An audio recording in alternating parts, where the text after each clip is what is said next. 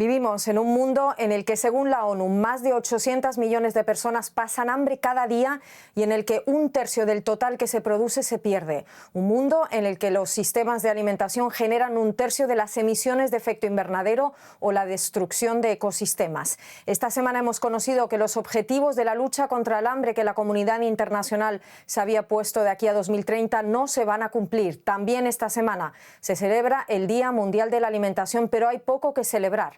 Los conflictos y el cambio climático son los principales impulsores del hambre, según el índice mundial publicado por la organización no gubernamental alemana Welthungerhilfe, y las consecuencias de la pandemia agravan todo aún más.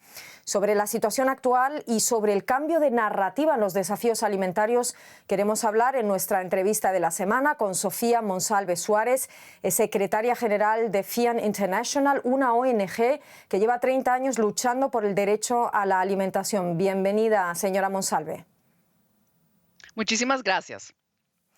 ¿Por qué aumenta el hambre en el mundo a pesar de que se han desarrollado proyectos que podrían acabar con él y a pesar de que la producción de alimentos aumenta cada año? Bien, el hambre tiene múltiples causas. Es como la punta de un iceberg donde las causas están interconectadas y son múltiples. Como usted misma señaló, los conflictos y el cambio climático son una de las principales causas en este momento, pero hay otras que también es muy importante mencionar. Dentro de ellas está la discriminación y la injusticia. Hay mucho desempleo. Justamente después de la pandemia se aumentó el desempleo en muchos países. Los salarios son injustos, hay muchos salarios de hambre en muchos países. Hay destrucción ecológica, hay una idea de modelo de desarrollo que en realidad despoja a muchas comunidades de sus medios de vida, de sus tierras, de sus ríos, de sus mares, y esto evidentemente las está deprivando de estas fuentes alimenticias que tienen. Y esta es una causa muy importante. La gran desigualdad que hay en todos los países de la tierra, en realidad, hace también que las condiciones entonces para poder alimentarse en dignidad se pongan cada vez más difíciles. Hablando de desigualdad, vamos con un ejemplo de muchos en nuestra región. Esta misma semana conocíamos en Guatemala la muerte de 39 niños menores de 5 años a causa de desnutrición aguda. Es el país de América Latina y el Caribe con mayor desnutrición crónica, según un informe de la Organización de las Naciones Unidas para la Alimentación y la Agricultura, FAO. Su director general alertaba, señora Monsalve, que la pandemia ha revelado que los sistemas agroalimentarios globales necesitan de sí una transformación radical. ¿Cómo debería ser esa transformación? Bien, me parece bastante interesante que usted haya escogido el caso de Guatemala. Mi organización hace más de 5 años apoyó justamente el caso de 5 niños que estaban a punto de morir de desnutrición, más o menos la misma tragedia que hoy se leemos de nuevo en los periódicos. Y les ayudamos a que llevaran su caso, demandar al Estado guatemalteco por esta situación y de hecho lograron uno de los fallos más progresistas que hemos tenido en la región, protegiendo el derecho a la alimentación y a la nutrición de estos niños. Lo trágico de la historia es que a pesar de que recibieron protección judicial, porque esta corte falló a favor de ellos con un fallo muy integral que tenía en cuenta, por ejemplo, la discriminación histórica como pueblos indígenas. Estos niños y muchos de los niños en Guatemala que sufren de hambre son indígenas y es importante entonces tener estas causas estructurales de largo plazo en cuenta. Abordaba esta perspectiva, abordaba la falta de tierra que muchas de estas familias tienen y para los pueblos indígenas su relación con sus territorios es muy importante, es esencial.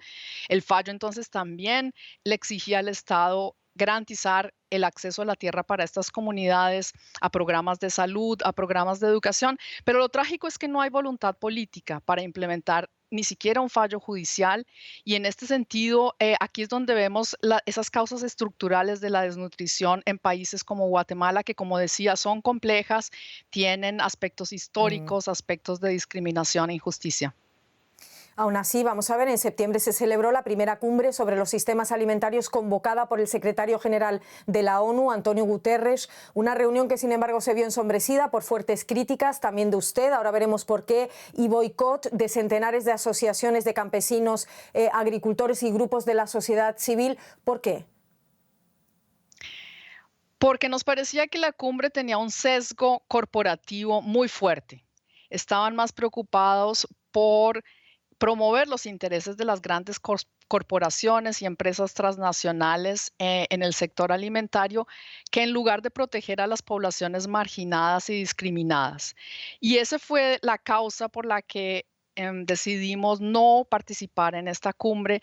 Lo hicimos después de mucha deliberación, después de haberle pedido al secretario general que cambiara las condiciones de la cumbre, de cómo estaba siendo organizada, para que le diera voces y le diera espacio a estas poblaciones marginadas para tratar temas como el de la desigualdad de la tierra, temas como cómo acabar con el uso intensivo de agroquímicos que está intoxicando y matando a muchas comunidades, cómo transitar hacia la agroecología, temas también cómo lograr que las corporaciones paguen impuestos. Uno de los problemas más difíciles que tenemos es que los estados no tienen suficientes recursos, por ejemplo, para poner en práctica sistemas de seguridad social fuertes que durante la pandemia vimos son absolutamente necesarios, porque en nuestra región, en América Latina, gran parte de las personas tienen empleos informales. Entonces se necesita de políticas públicas de seguridad social fuertes, pero los estados no tienen suficientes recursos por una política de austeridad de varias decenas. Entonces, ninguno de estos temas, que son absolutamente cruciales para realmente enfrentar el hambre, estuvieron en la agenda de la cumbre, porque la cumbre estaba más preocupada por la ciencia y la tecnología para las nuevas inversiones.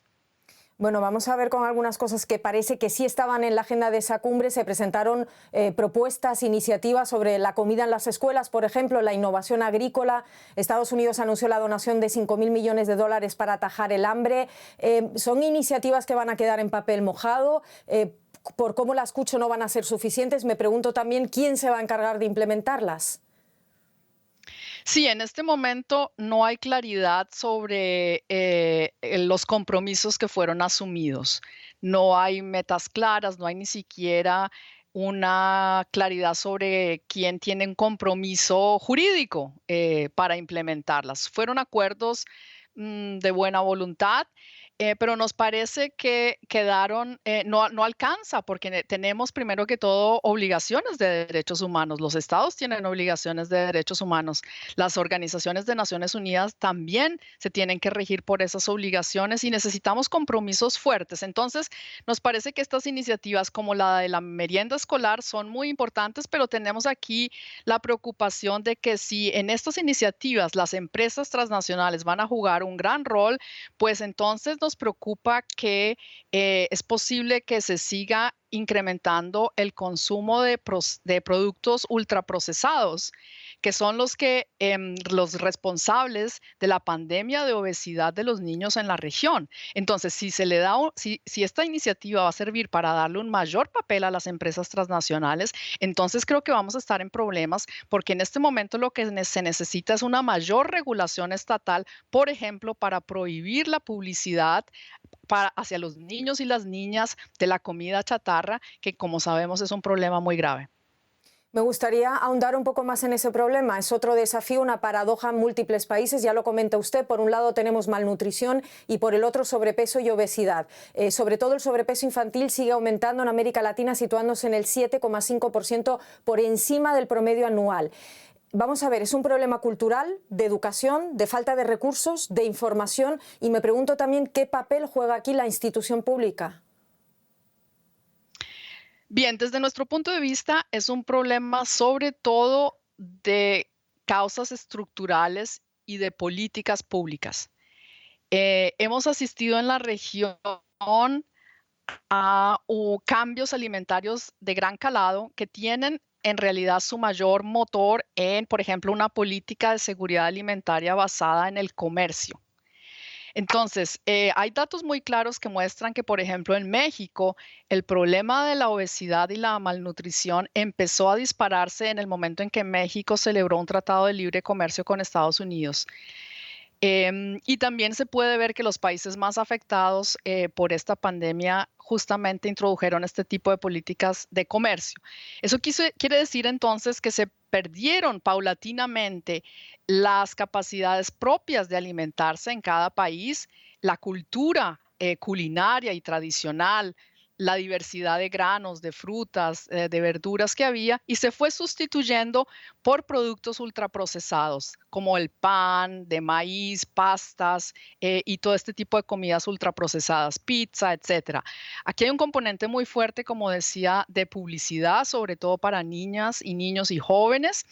Y estos incentivos que obviamente también vienen acompañados de subsidios. Sabemos, por ejemplo, que en la región la producción de azúcar está altamente subsidiada, de las grasas también está altamente subsidiada. Entonces aquí hay incentivos estructurales de política pública. El problema no es que las personas pobres sean tontas y no sepan qué es lo bueno para su alimentación. El problema es que ellos no tienen mucha capacidad de opción. Entonces, obviamente, tienen que comprar comida barata y las están entonces forzando a malnutrirse porque la comida agroecológica sana es muy cara. Entonces, ese es justamente el problema donde tenemos que hacer énfasis. Es muy importante que los estados fortalezcan la agricultura campesina e indígena de manera descentralizada para que la población, especialmente la de menores ingresos, pueda tener un acceso a ese tipo de alimentación. Vamos a profundizar un poco más en esa búsqueda de soluciones, pero es mi última pregunta porque no tenemos más tiempo. Vamos a ver, preparándome para esta entrevista, me doy cuenta de que hay un sinfín de organizaciones gubernamentales y no gubernamentales de la ONU. Usted representa una de ellas, FIAN International, la FAO, el Programa Mundial de Alimentos, la OPS, FIDA, el Comité de Seguridad Alimentaria Mundial, CSA, el Mecanismo de la Sociedad Civil. La lista es larguísima. Todos tienen el mismo objetivo, erradicar el hambre, pero queda la impresión que los desafíos siguen siendo enormes. ¿Falta coordinación aquí? ¿Hay un conflicto de intereses, de poder? Yo pienso que sí, pienso que el tema de la alimentación, como decía al principio, es bastante complejo y la gran diversidad de organizaciones que hay refleja esa complejidad, refleja también esa diversidad de perspectivas, de intereses y como tú dices, de relaciones de poder. Entonces, creo que bueno, un sector está a favor de continuar con un sistema alimentario corporativo de agricultura industrial. Están conscientes de los problemas, pero abogan por una transformación tecnológica con supuesta innovación científica, donde entonces, por ejemplo, los problemas de malnutrición se resolverán a través de alimentos biofortificados, o sea, añadiéndoles minerales, vitaminas que hagan falta. En cambio, hay otro sector de la población y de la sociedad que piensa que en realidad el problema está en otro tipo de agricultura. Necesitamos transitar hacia la agroecología, que es una propuesta muchísimo más sostenible y sustentable con el planeta, pero también en términos de justicia social, en términos de acabar con la discriminación, de acabar histórica contra pueblos indígenas a causa de la raza, porque sabemos que las comunidades afrodescendientes en nuestro continente también están más afectadas por el hambre y la malnutrición. Y sabemos que también es necesario acabar con la opresión de género, con la explotación de las mujeres y sus cuerpos, porque eso también juega un rol muy importante en la malnutrición y en el hambre. Entonces, es esa diversidad de perspectivas la que se refleja en una multitud de organizaciones que tienen conflictos fuertes en los territorios. Creo que es donde se manifiesta de manera más fuerte, porque son conflictos muchas veces por la vida o por la muerte. Si a una comunidad la despojan de su tierra, generalmente eso es un proceso muy violento donde se pierde, bueno, una riqueza cultural, espiritual y de vidas muy grande, y esos conflictos son los que vemos en muchas partes de la región. Sofía Monsalve, secretaria general de FIAN International, muchísimas gracias por concedernos esta entrevista. Gracias. Muchas gracias a ti y a la Deutsche Welle.